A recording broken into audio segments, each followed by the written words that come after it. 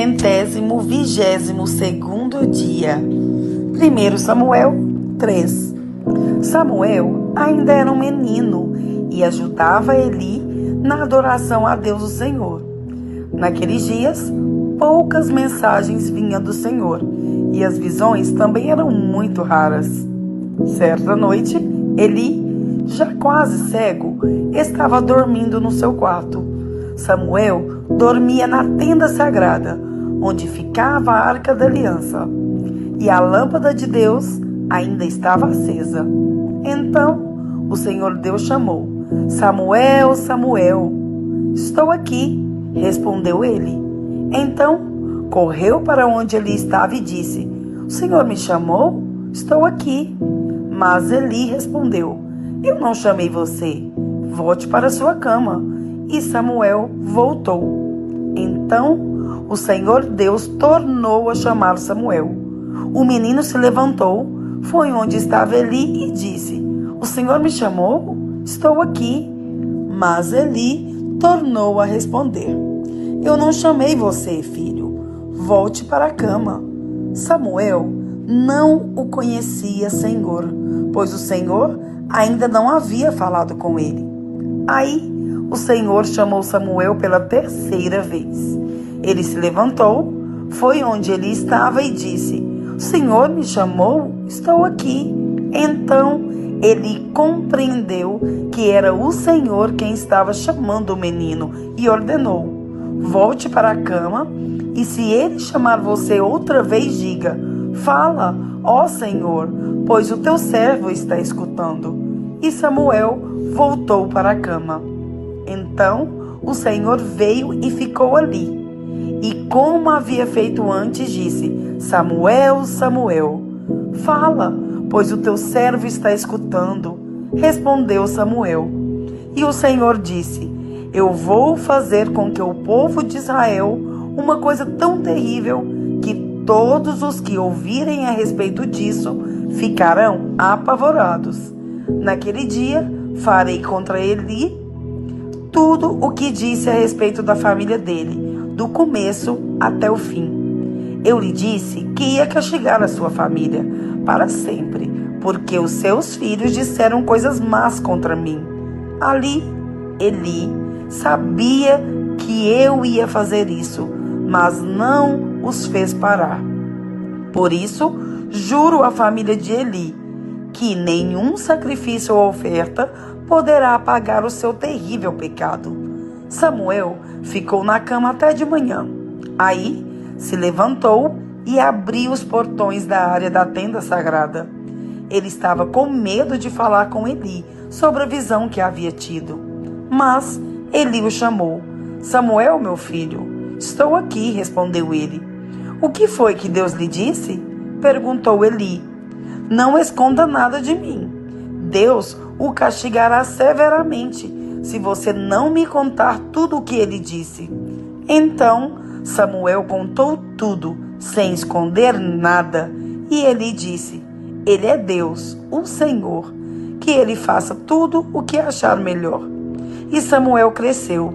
O Senhor estava com ele e fazia tudo o que Samuel dizia que ia acontecer. Assim, todo o povo de Israel, do norte ao sul do país, ficou sabendo quem Samuel era, de fato, um profeta do Senhor. O Senhor continuou a aparecer em Siló, onde havia se revelado a Samuel e falado com ele. E a palavra de Samuel era respeitada por todo o povo de Israel. 1 Samuel 4. Naqueles dias, o povo de Israel foi lutar contra os filisteus. Os israelitas acamparam em Ebenezer e os filisteus em Afeca. Os filisteus se aprontaram e entraram na luta. Eles venceram os israelitas, matando no campo de batalha mais ou menos 4.000 soldados. Quando aqueles que tinham escapado voltaram ao acampamento, os líderes do povo de Israel disseram: Por que é que o Senhor Deus deixou que os filisteus nos vencessem hoje? Vamos trazer de Siló para cá a Arca da Aliança, para que assim o Senhor esteja no meio de nós e nos salve de nossos inimigos. Então mandaram mensageiros a Siló para trazerem a arca da aliança do Senhor Todo-Poderoso, que se assenta no seu trono entre os querubins. E Ofni e Finéias, os 2 filhos de Eli, vieram junto com a arca. Quando a arca chegou, os israelitas gritaram tão alto que a terra tremeu. Os filisteus ouviram os gritos e disseram: escutem esses gritos no acampamento dos hebreus. O que será que aconteceu? Quando souberam que a arca da aliança do Senhor havia chegado ao acampamento hebreu, os filisteus ficaram com medo e disseram: um Deus chegou ao acampamento dos israelitas. Ai de nós! Nunca aconteceu uma coisa assim. Ai de nós! Quem poderá nos salvar desses poderosos deuses? São os deuses que atacaram os egípcios com todo tipo de pragas no deserto.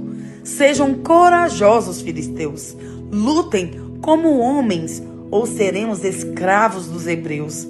Como eles já foram nossos escravos. Lutem como homens. Assim, os filisteus lutaram. Os israelitas foram vencidos e fugiram correndo para suas casas. E houve uma grande matança. 30.000 israelitas foram mortos. Então, os filisteus tomaram a arca de Deus e Ofni e Finéias, e os filhos de Eli foram mortos. Um homem da tribo de Benjamim correu desde o campo de batalha até Siló e chegou lá no mesmo dia. Para mostrar a sua tristeza, ele havia rasgado as suas roupas e posto terra na cabeça. Eli estava sentado numa cadeira, perto da estrada, esperando. Ele estava muito preocupado com a arca da aliança. Quando o homem deu a notícia, toda a gente da cidade ficou apavorada e começou a chorar alto. Eli ouviu os gritos e perguntou: que barulho é esse? Então o homem correu para contar as notícias a Eli. Eli estava com 98 anos e completamente cego. O homem disse: eu fugi da batalha e hoje mesmo vim correndo de lá até aqui. O que aconteceu, meu filho? Perguntou Eli. O povo de Israel fugiu dos filisteus, respondeu o mensageiro. Foi uma terrível derrota para nós.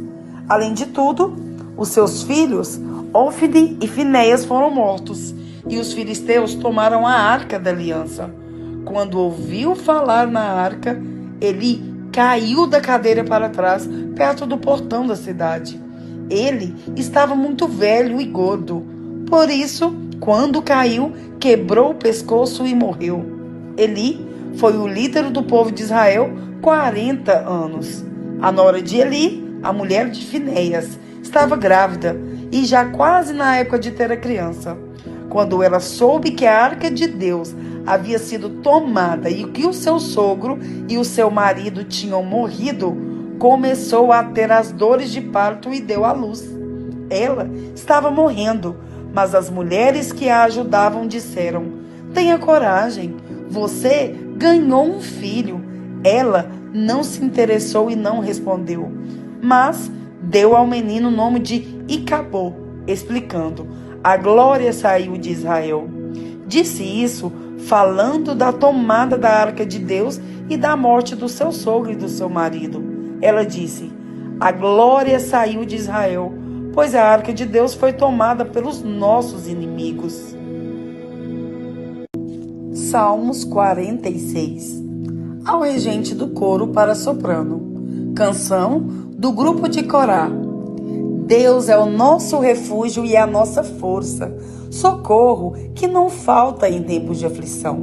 Por isso, não teremos medo, ainda que a terra seja abalada e as montanhas caiam nas profundezas do oceano. Não teremos medo, ainda que os mares se agitem e rujam e os montes tremam violentamente. Há um rio que alegra a cidade de Deus, a casa sagrada do Altíssimo. Deus vive nessa cidade e ela nunca será destruída. De manhã bem cedo, Deus a ajudará. As nações ficam apavoradas e os reinos são abalados. Deus troveja e a terra se desfaz. O Senhor Todo-Poderoso está do nosso lado. O Deus de Jacó é o nosso refúgio. Venham, vejam o que o Senhor tem feito. Vejam que coisas espantosas Ele tem feito na terra. Ele acaba com as guerras no mundo inteiro. Quebra os arcos, despedaça as lanças e constrói os escudos do fogo. Ele diz: parem de lutar e fiquem sabendo que eu sou Deus. Eu sou o Rei das nações, o Rei do mundo inteiro. O Senhor Todo-Poderoso está do nosso lado. O Senhor de Jacó é o nosso refúgio. Salmos 47. Canção do grupo de Corá, ao regente do coro. Batam palmas de alegria, todos os povos. Cantem louvores a Deus em voz alta, pois o Senhor, o Altíssimo, deve ser temido. Ele é o grande rei que governa o mundo inteiro. Deus nos fez vencer os outros povos. Ele nos fez governar as nações. Ele escolheu para nós a terra onde vivemos, terra que é o orgulho do seu povo, a quem Ele ama. Deus vai subindo para o seu trono. Enquanto Ele sobe, há gritos de alegria e sons de trombeta. Cantem louvores a Deus, cantem louvores ao nosso Rei. Louvem a Deus com canções, pois Ele é o Rei do mundo inteiro. Deus está sentado no seu santo trono. Ele reina sobre as nações. Os que governam os povos se reúnem com o povo de Deus, de Abraão. Pois todo o poder neste mundo pertence a Deus. Ele domina tudo. Salmos 48. Salmo do grupo de Corá. Canção. O Senhor Deus é grande e merece ser louvado na sua cidade, em Sião, o seu monte santo. O monte de Deus é alto e bonito. A cidade do grande rei é a alegria do mundo inteiro. Deus tem mostrado que Ele dá segurança ao povo dentro das fortalezas da cidade. Os reis se reuniram e juntos vieram atacar o Monte Sião. Porém, quando viram a cidade, ficaram espantados e fugiram com medo. Eles ficaram apavorados e aflitos, como uma mulher que está com dores de parto, como marinheiros em grandes navios sacudidos numa tempestade violenta. Temos ouvido falar das coisas que o Senhor Deus tem feito e agora vimos o que aconteceu na cidade do nosso Deus, o Senhor Todo-Poderoso. Ele guardará a cidade em segurança para sempre. No teu templo, ó Deus, ficamos pensando no teu amor. Tu és louvado por todos os povos e a tua fama se espalha pelo mundo inteiro, pois tu governas com justiça. Alegre-se, povo de Jerusalém. Ó Deus, os teus julgamentos são justos. Alegrem-se com isso, moradores da cidade de Judá. Povo de Deus, ande em volta de Jerusalém e conte as suas torres. Olhem todos com atenção as suas muralhas e examinem as suas fortalezas. Assim, vocês poderão dizer aos seus descendentes: este Deus é o nosso Deus para sempre. Ele nos guiará eternamente.